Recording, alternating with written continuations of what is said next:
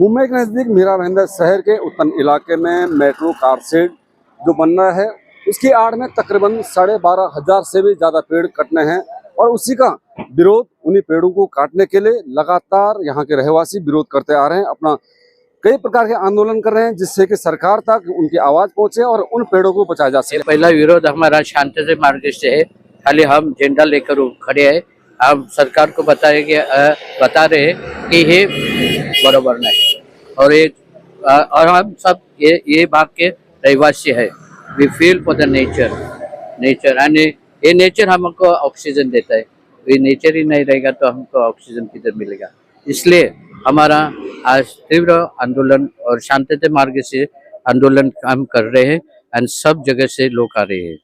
तात्कालिक फायद्याचा विचार न करता शाश्वत फायदा जो आहे तो विचार केला पाहिजे। विकास हवाय आम्हाला, पण आम्ही विकासाच्या विरोधात नाही, पण जो विकास असा काहीतरी निसर्गाच्या ऱ्हासाच्या पायावर उभा आहे, मुलांचं भविष्य पणाला लावून जो विकास होणार आहे तो होता कामा नाहीये असं मला खूप।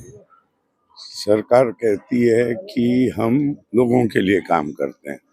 आज लोग जब झाड़ काटने के विरुद्ध में उतरे हैं तो लोगों की बात और उनकी रिस्पेक्ट रखते हुए इनको ये जो कदम है झाड़ काटने का और कार शेड यहाँ बनाने का, वो कैंसिल करना चाहिए।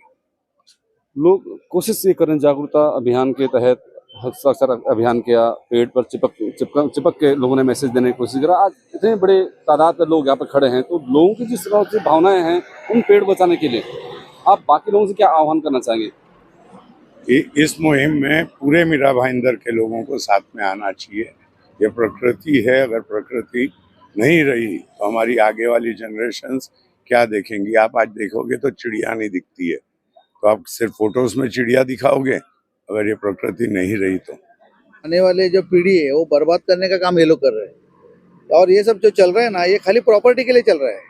इनको मेट्रो से कोई लेना देना नहीं। जो भ्रष्ट अधिकारी है, यहाँ के नेता है, उनका ये जो विजन है वो थोड़ा अलग है। यहाँ पे प्रॉपर्टी की जो दिन बर दिन जो कॉस्ट बढ़ रहा है उस माध्यम से उनको वहाँ पे उनका ध्यान है। और ये बिल्डर के सब षड्यंत्र, जो मीरा भाईंदर के नामचीन बिल्डर है, उनका इनके ऊपर नजर है, तो उस हिसाब से उनका काम चल रहा है। देखा जाता है अक्सर के जो मनसे के जो आंदोलन होते हैं काफ़ी तीव्र होते हैं, काफ़ी मैसेज जो सरकार तक बहुत इजी पहुंचते हैं, इस प्रकार के आंदोलन होते हैं। आपको लगता है कि जिस प्रकार से यहाँ के जो रहवासी हैं लगातार कई लंबे समय से आंदोलन कर रहे हैं, अपनी बात पहुंचाने, सरकार तक पहुंचाने की कोशिश कर रहे हैं, तो आपको कहीं ना कहीं होता है उस तरीके को इस्तेमाल करने की जरूरत यहाँ पर? 1001% मैं सम्माननीय राज साहब के पास इनके शिष्टमंडल को लेके जाने वाला हूँ और ये आंदोलन कैसा और तेजी से किया जाएगा इसके हिसाब से मैं सम्माननीय अविनाश जाधव साहब है हमारे, उनके मार्गदर्शन से राज साहब तक पहुँचने की कोशिश करेंगे हम लोग। और राज साहब के उधर जाके हम लोग पर्यावरण का क्या महत्व है ये नगर पालिका को और यहाँ के जो स्थानिक जो विधायक है, आमदार है, इनको बताना चाहते हैं, विनती करना चाहते हैं कि बाबा इसके ऐसी हरकत ना करें ताकि आगे वाली पीढ़ी बर्बाद हो। सिर्फ एक ही मैसेज है कि अगर पर्यावरण की हानि हुई तो ये सिर्फ डोंगरी वालों के लिए नहीं, मीरा भाईंदर वालों के लिए नहीं, ये सबके लिए है। पूरे इंडिया ने अपने झाड़ बचाने चाहिए क्योंकि आज कंस्ट्रक्शन बहुत बड़े पैमाने पे हो रहा है, झाड़ कटिंग हो रहे हैं हर जगह पे। तो हमारे जैसे नागरिकों ने जागरूक होके बाहर निकल के इसका विरोध करना चाहिए। जी तुम्ही 12,000 नाही तर 20,000 झाडं कापायला यायला ना, ती प्लीज कापावू नको. कला का आमचं फ्युचर तुम्ही धोक्यामध्ये घालणार ना. आम्ही जेव्हा मोठे होऊ तेव्हा आम्हाला ऑक्सिजन नाही भेटणार, काय नाही भेटणार ना. पुढचं जनरेशन 2050 मध्ये आम्हाला काहीच नाही भेटणार. We can't also travel over here if there are no trees. We can't get oxygen and we will be in danger. ये शांतिपूर्वक आंदोलन है, मानव साखड़ी आंदोलन है, जिसमें महाराष्ट्र सरकार का अधिवेशन भी चल रहा है, तो उनकी ओर हमारी आवाज़ जानी चाहिए। उन्होंने कल के प्रेस के माध्यम से या इलेक्ट्रॉनिक माध्यम से हमें देखना चाहिए और हमारी ओर से उन्होंने प्रस्ताव रखना चाहिए कि भाई झाड़ को रखिए, झाड़ रहेगा तो पेड़ रहेंगे तो शहर बचेगा, शहर को अच्छा ऑक्सीजन मिलेगा। बहुत सारे ज़मीन सरकार की भी पड़ी है, चाहो तो वहाँ पर ये प्रकल्प लाए, योजना लाए, शहर का विकास कीजिए और शहर का बकास मत कीजिए। तो हमारी मांग इतनी है, क्या पेड़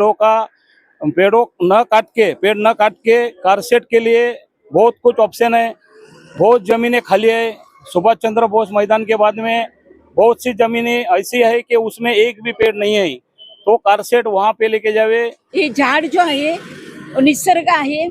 हा निसर्ग आपल्या सर्वांचं संरक्षण करते आणि निसर्गाचं संरक्षण करणे आपलं आद्य कर्तव्य आहे.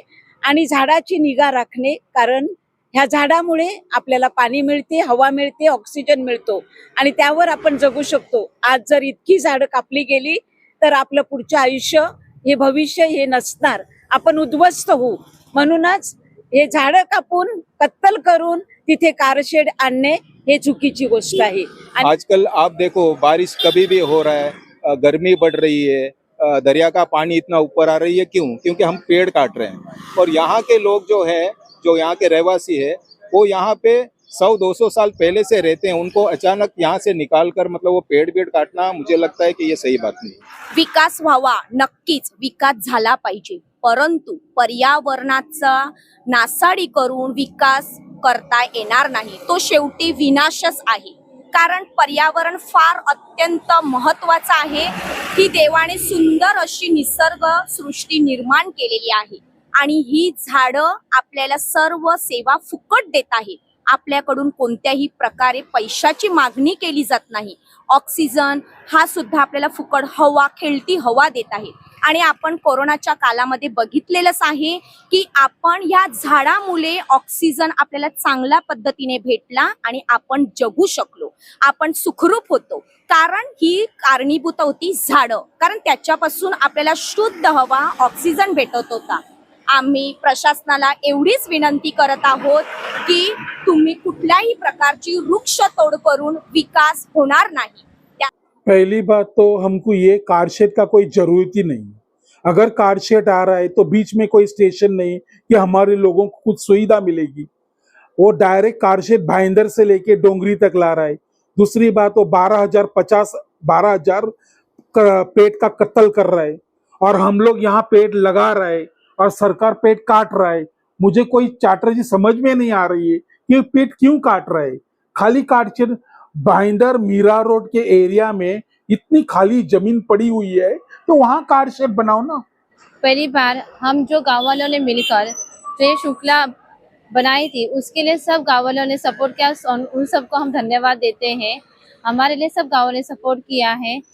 जो कारशेड बनने जा रहा है उसके लिए जो पर्यायी जगह है वहाँ पर हम तो सरकार से बोलते हैं कि वहाँ पर उनको ज़्यादा अच्छा रहेगा। यहाँ पर जो पेड़ काटने जा रहे हैं वो पेड़ काटने की ज़रूरत नहीं पड़ेगी, सरकार का नुकसान नहीं होगा और हम सब गांव वाले भी जैसे पहले से खुशी खुशी से रह रहे वहाँ से रह जाएंगे। ये जो है कुदरत जो है, नेचर है, वो बचाया जाए, हजारों पेड़ बचाए जाए, जैव विविधता है, बायोडाइवर्सिटी वो बचाई जाए और यहाँ के स्थानिक लोगों का जो अस्तित्व है, जो यहाँ की खेती है, उनकी सब्जी जो उगाते हैं वो अस्तित्व, वो उनका जो रोजी रोटी है वो नष्ट की न जाए। इसी मामले के ऊपर से आज से ये श्रृंखला जो की थी और हम उम्मीद रखते हैं सभी लोगों की मांग यही है कि सरकार और लोक प्रतिनिधि और प्रशासन इस मामले का गंभीरता से विचार करें और कारशेड जो पर्याप्त जो खुली जमीन है वहां बनाए और यहाँ का जो हरिया भरा जो नेचर बेल्ट है, जो हरियाली है और यहाँ की जो मीरा भाईंदर के लोगों की जो सांस है, जो ऑक्सीजन का सोर्स है, वो जो है वो सुरक्षित रखे। मेट्रो कारशेड के कारण तकरीबन 12,500 से भी ज़्यादा पेड़ उत्तन इलाके में काटे जाने हैं। अब देखने वाली बात यह होगी जिस प्रकार से उत्तन इलाके में एक लंबी मानव चेन बनाकर अपना विरोध ये लोग जता रहे हैं, क्या इनकी आवाज़ विधानसभा में पहुंचती है नहीं? जैसे कि इस समय विधानसभा सत्र चल रहे हैं, क्या वहां पर इनकी बातें सुनी जाती है कि नहीं? आपका समय के लिए मीरा भाईंदर से मैं अनिल होटल।